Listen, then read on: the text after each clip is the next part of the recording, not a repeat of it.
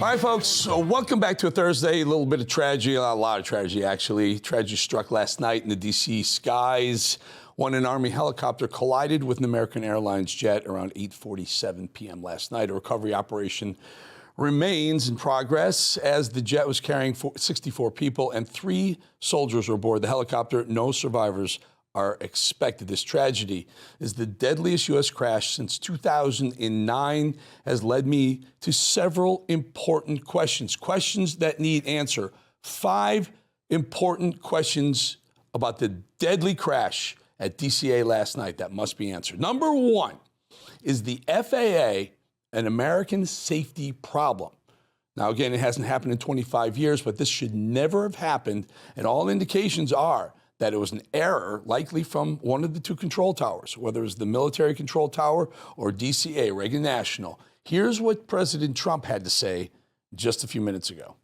They include hearing, vision, missing extremities, partial paralysis, complete paralysis, epilepsy, severe intellectual disability, psychiatric disability, and dwarfism all qualify for the position of a controller. The FAA, which is overseen by Secretary Pete Buttigieg, a real winner. That guy's a real winner. Do you know how badly everything's run since he's run this Department of Transportation? He's a disaster. He was a disaster as a mayor. He ran his city into the ground, and he's a disaster now. He's just got a good line of bullshit. So, I don't know. Listen to Trump. He's going to fix it. Again, is it safe? Under Biden, certainly doesn't seem like it was. If you're going to allow DEA hires into the FAA, into the control tower, it's almost like saying, do you want the best person to pilot the aircraft you're on, or do you want the one who meets the quota that they're instructed to hire? You want quality. You want meritocracy in America. DEA is DOA. Meritocracy is back. Number 2, question number 2 that needs to be answered. Is DCA, Reagan National, only open to cater to lawmakers wanting to get out of town fast? So DCA is about a 10-minute drive from downtown D.C., from the Capitol building, where a lot of these guys have their gals and guys have their offices. And I will tell you unequivocally, I've been at DCA, and I used to fly out of DCA every Thursday, in on Tuesday, out on Thursday for about a year and a half. Every Thursday afternoon flight was filled with lawmakers, people flying back to their home states because they take Fridays off. They leave Thursday at noon. They go to the airport. They fly home, and they come back Monday morning. That's the way it is. DCA is known to be an overcrowded airport. People are saying that things should be shut down. It's too close to the city. It's too close to the military base. It's too close to Dulles, the other big airport in D.C., and they say shut it down, but the lawmakers won't allow them to. It's actually, I believe it's actually been together since, beginning of time. Like, it's one of the first things that they amend. There will be an airport for the government officials. So should it be shut down? Some people think so. They will never let them do that. Even the Washington Post had a big story about it a year ago when they were trying to add flights in and out of DCA, as crowded as it is. I don't know. Let's figure it out. How about this question? Number 3, how many near misses have happened in the past year or 2 years? How many are there? Well, according to the numbers released by the FAA, there were 1,100 near misses in America. 1,100 near misses, planes, near missing another plane, a vehicle on a runway, a person on the runway. 1,100 last year in 2024, and that's down from 1,750 in 2023. So this is a very big problem, and only by the luck of God, folks, that this is the first deadly commercial airliner crash in America in 25 years. It's just been sheer luck. So, how many near misses? And by the way, shouldn't we all know about these near misses? I think there should be some better transparency in reporting. Number 4, question 4, is this the nature of the new media, what we're seeing right now? And I'll give you a good example and a bad example. The good example is there were within seconds, there were pictures of this tragedy on social media everywhere. And I think that's a good thing. That's transparency. We're not going to hear the BS, what they want us to hear from the government. We're going to see what's really happening. A lot of video journalists are on the ground telling us what's happening, what they see. Sometimes they're jumping to the bad conclusions. All right, yeah, that's up to you. Figure out what's real, what's not. But at least we're going to see more and hear more with this new era of reporting out of the hands of CNN, Fox, ABC, and MSNBC, and into the hands of citizen journalists. And that's a great thing. And on the bad side, again, there's a legacy media reporter, I believe it was Fox, I could be wrong, Fox Local, if I'm not mistaken, who was with one of the people waiting for a passenger that was on that fateful flight. He was waiting for his wife, and he said she texted him a couple minutes before the crash, and the reporter said, "Can I read the text?" And he's getting lit up by people who say, "Dude, have a heart. It's not all about your stupid story." So that's a bad example of citizen journalism and new reporting. Maybe it's old school, maybe it's legacy, and a good example. Number 5, and this one's important. How long will this become before this political football becomes all about it's Trump's fault? Well, guess what? Less than 1 hour. We believe that flight crashed at 8:47 p.m. last night. Within 1 hour, Bakari Sellers, one of the contributors at CNN, a flamethrower lefty at CNN, put up a tweet saying 8 years ago, he says, blaming Trump. I'm sorry, was it 8 days ago? Guys, I can't see that. 8 days ago. He was blaming any future crashes on President Trump. He blamed Trump prior to this. And now, once this tragedy happens, within an hour, he's blaming Trump. I mean, what the hell did Trump do? What the hell did Trump do? I mean, has he been in office, a week and a couple of days? Good God, folks, it's unbelievable. Crazy, crazy stuff. All right, a little bit of a truth bomb here. Things got pretty tense yesterday for RFK Jr. when he was being grilled by certain senators, and certain senators in particular had a bit of a problem with what he's all about. Listen.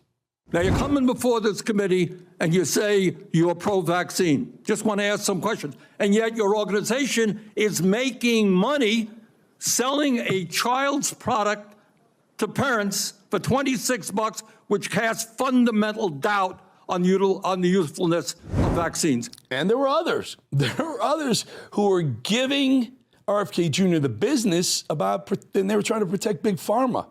Bernie Sanders was more worked up than he usually is, and so were Bob Casey, Raphael Warnock, Chucky Schumer. Oh yeah, let's not forget our favorite Native American, Elizabeth Warren. And these, according to OpenSecrets.com, these are some of the highest paid senators by pharmaceutical companies in the last 20 years. Notice anything with that list?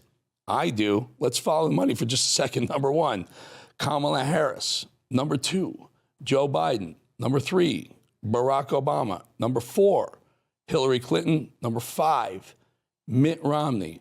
And the list goes on and on. Kamala Harris took $11.5 million. Joe Biden took $9 million. Barack Obama, $6 million. Hillary Clinton, $4.6 million. Mitt Romney, $3.3 million. Elizabeth Warren, $1.2 million.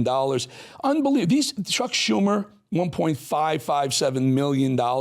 Warnock's. Bernie Sanders himself took $1.9 million from Big Pharma. Big Pharma is supporting Democrats. Democrats are supporting Big Pharma. They're trying to push back against RFK Jr. That's why they're giving him such a hard time, trying not to get him confirmed. And that's really why it's always about this, folks. Always follow the money.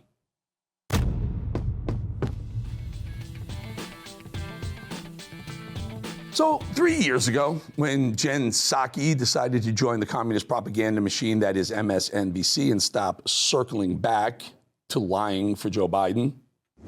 I'll circle back if there's more I can share with you, but I'll circle back with you if there's more to convey. I'll have to just circle back with you. We can circle back with you. I'm happy to circle back with you. I can circle back. I will have to circle back on that one. That's an excellent question. Oh, such an important question. We will circle back with you, and we'll circle back with you. It's an interesting question, but we'll circle back. I'm happy to circle back, but I'll have to circle back with you on it. It's a good question, but we'll circle back with you on this today. That was just a handful. You remember that a couple of years of her. Jen circle back Psaki bomb had gotten so dizzy from all those circle backs, she passed the baton to her esteemed colleague who would set off a path to replacing Jen as one of the worst press secretaries of all time.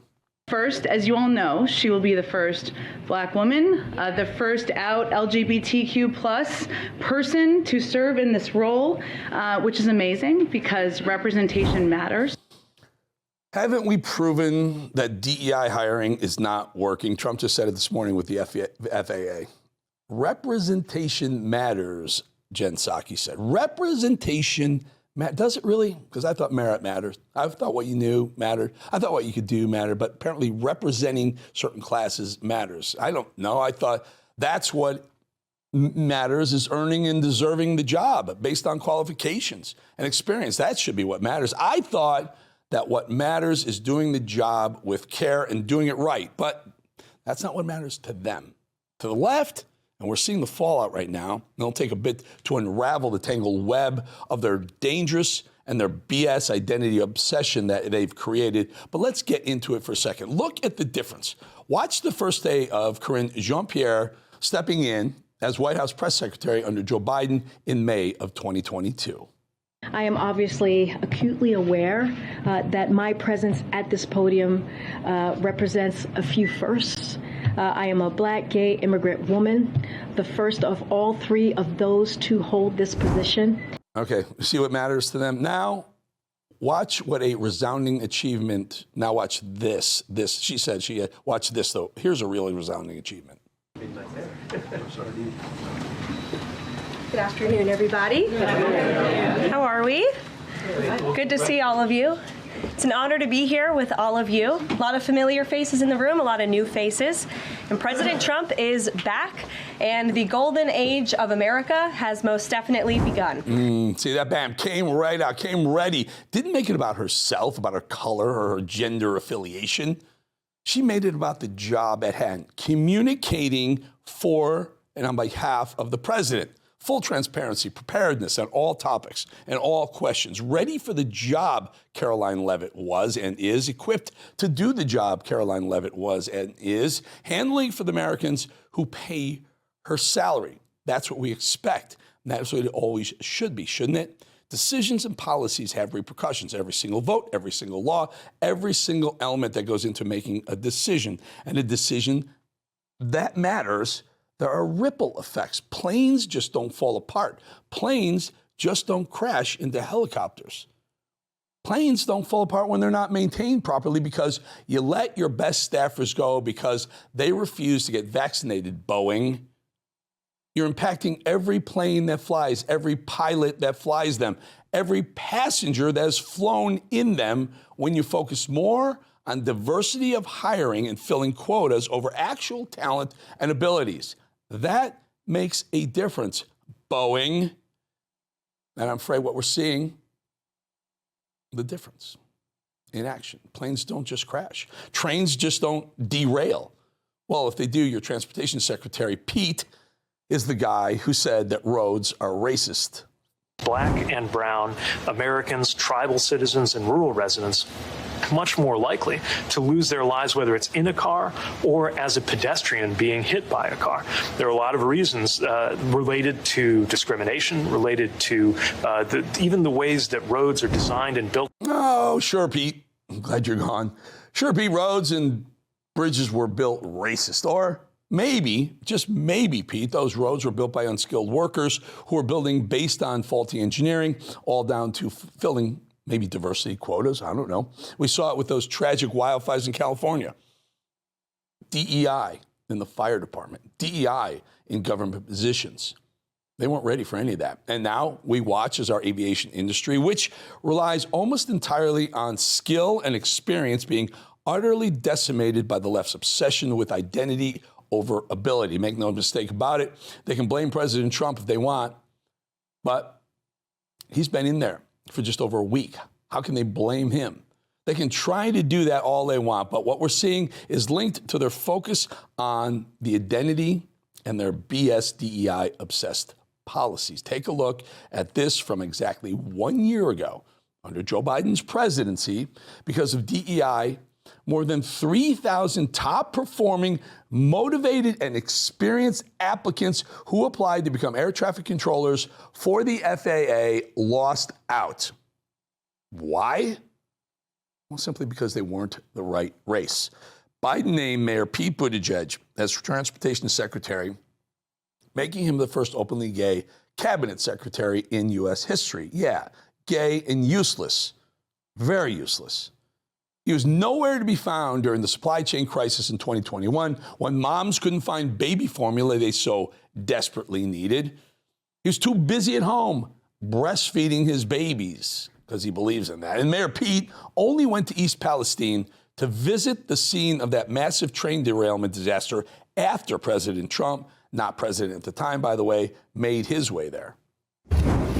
Mayor Pete, why did it take you an entire 2.5 weeks to actually get here to respond to East Palestine? Will you apologize to the residents of this city for the slow response, to the government's slow response? Do you have any apology?